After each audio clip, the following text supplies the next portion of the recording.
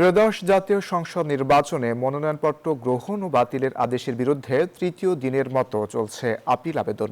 বুধবার আগারগাঁও নির্বাচন কমিশন ভবনে অঞ্চলভিত্তিক 10টি বুথে তৃতীয় দিনে আপিল দায়ের শুরু হয়। দুপুর 12টা পর্যন্ত 3 দিনে মোট 197টি আপিল দায়ের করা হয়। রিটার্নিং অফিসার কর্তৃক বাতিল প্রার্থীরা নানা বিষয়ে অভিযোগ করেছেন। এর আগে মনোনয়ন যাচাই বাছাই কার্যক্রম শেষে 723 প্রার্থীর মনোনয়নপত্র বাতিল ঘোষণা করা হয়েছিল। Bashundhara public school and college 2026 শিক্ষাবর্ষে ভর্তি চলছে।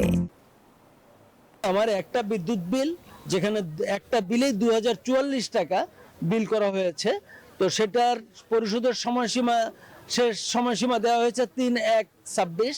আমি ওই দিন যথারীতি 2টা 13 মিনিটে আমি এটা পরিশোধ করেছি, কিন্তু আপনার এটা 12টার মধ্যে আমার নমিনেশন পেপারটা বাতিল করা হয়েছে এটা দেখে। তো আমার কাছে মনে হয়েছে যে আপনার রিটার্নিং অফিসার মহোদয় এটা খুব বেশি যাচাই বাছাই না করেই তিনি এটা বাতিল করেছেন।